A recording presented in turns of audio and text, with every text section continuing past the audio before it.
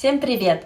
С наступлением весны в нашей оранжерее начались активные работы по размножению и пересадке комнатных растений. Сегодня на очереди Philodendron Narrow Escape.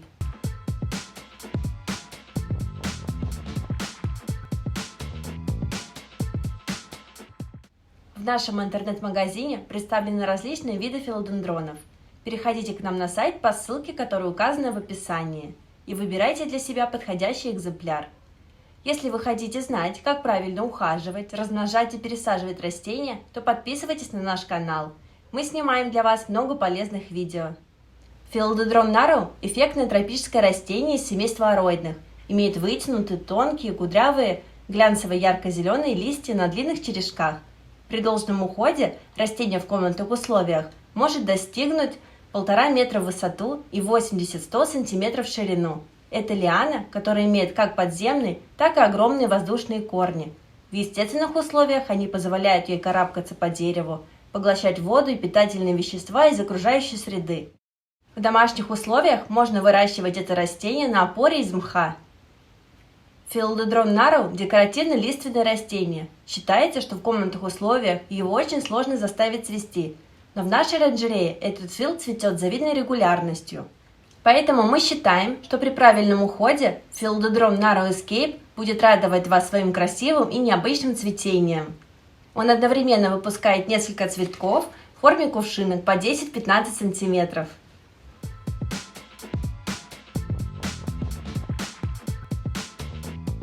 Филодендроны легко и быстро размножаются. Сейчас я вам покажу несколько способов размножения Philodendron Narrow Escape, которые легко можно повторить в домашних условиях.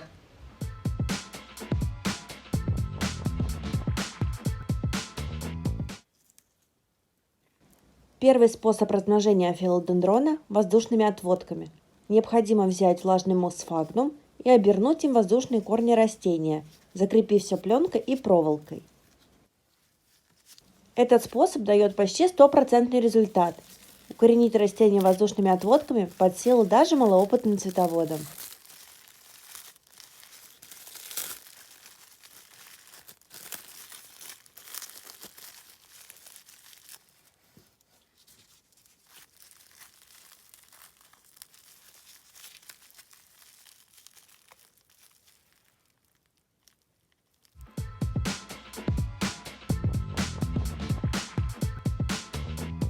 Следующий способ – черенкование. Наверное, это самый популярный метод размножения растений. Необходимо отрезать небольшой черенок, оставив растению 2-3 листа. Подойдут как верхушечные, так и стеблевые побеги. Для дальнейшего роста необходимо, чтобы на отростке была почка, из которой и начнут развиваться новые листья.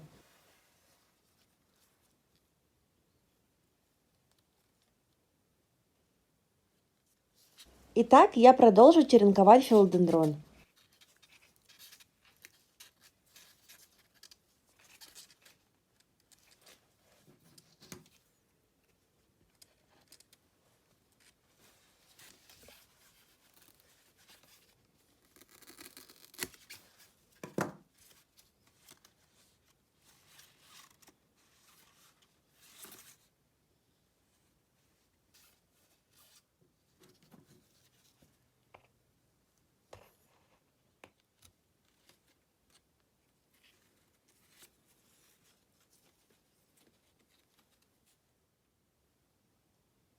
Этот филодендрон был обрезан ранее, он уже успешно вырастил боковые побеги.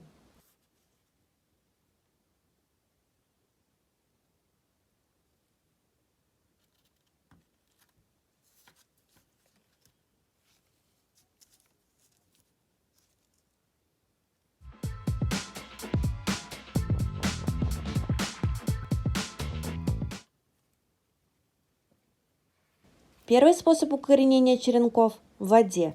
Для этого я отрежу нижний лист филодендрона, чтобы он не сгнил.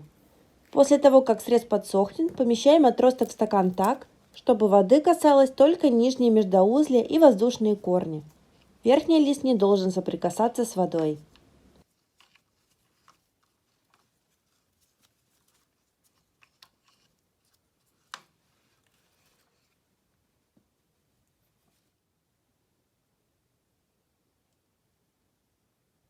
Укоренить черенки можно также и в мхе сфагнуме. Для этого я у макушки филодендрона плотно оберну мхом воздушные корни.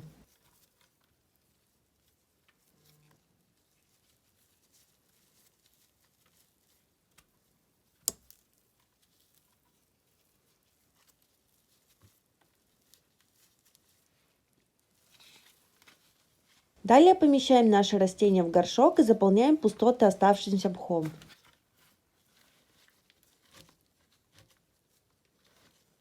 Укоренение в живом мхе дает более быстрый результат, чем в воде. Нужно только следить, чтобы мох не пересыхал.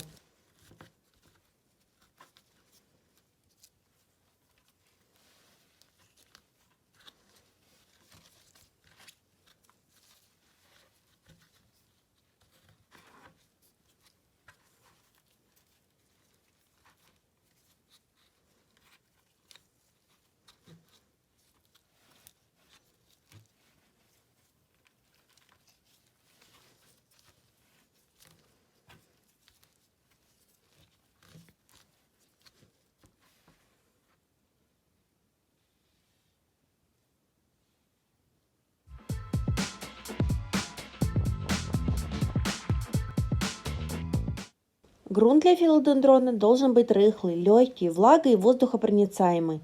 Также питательный, со слабокислым или нейтральным pH. Мы успешно выращиваем филодендрон, смешивая торф, обязательно разрыхлитель, у меня это перлит. Далее добавляем кору.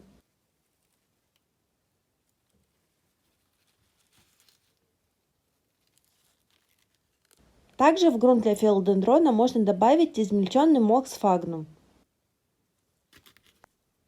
И для лучшего роста и дополнительного питания используем биогумус.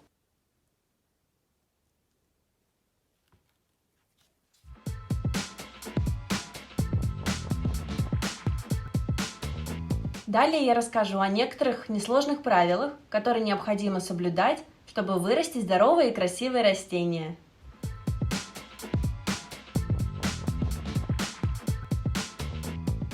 Так как этот филодендрон имеет зеленые листья, некоторые цветоводы выращивают его в затенении, но нехватка света может способствовать вытягиванию стебля, листья начнут мельчать и растение замедлит рост. Поэтому мы рекомендуем размещать филодендрон нару на западном или восточном окне. Ему идеально подойдет яркий рассеянный свет. Если нет возможности выращивать растение вблизи окна, то необходимо установить искусственное освещение. Также нужно беречь филодендрон от попадания на него прямых солнечных лучей. Они могут испортить внешний вид растения. Температура воздуха помещения, в котором содержится растение, в весенний и летний период должна быть в диапазоне от 22 до 28 градусов. Зимой оптимальная температура примерно 20 градусов. Растение потеряет свою декоративность, если помещению будет слишком жарко или холодно. От переохлаждения корней и листьев филодендрон может погибнуть. Также растение не терпит резких перепадов температуры и сквозняков. Не стоит его размещать вблизи отопительных приборов, кондиционеров и окон во время проветривания. Филодендрон хорошо растет в условиях повышенной влажности воздуха. Если у вас в квартире или офисе воздух сухой и нет увлажнителя, то повысить влажность можно при помощи пульверизатора. Необходимо опрыскивать листья, воздушные корни, опору и пространство вблизи цветка. Горшок можно поставить в поддон с влажным керамзитом, но нужно следить, чтобы дно горшка не соприкасалось с водой. И не забывайте протирать листья увлажненной мягкой тряпкой. Нарум любит, чтобы его почва была постоянно влажной, но нужно избегать застоя воды у корней. Между поливами верхний слой грунта должен просохнуть всего на пару сантиметров. Чрезмерный полив может вызвать гниение корней и пожелтение листьев, а нехватка влаги способствует подсыханию кончика листа, а также из-за засухи растений и вовсе может скинуть все листья. Спасти такой филодендрон будет достаточно трудно. Вода для полива должна быть чуть теплее комнатной температуры. pH подходит нейтральный или слабокислый.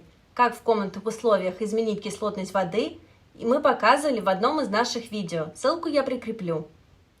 Спасибо за просмотр, ставьте лайк, подписывайтесь на канал, у нас еще много интересных и полезных видео.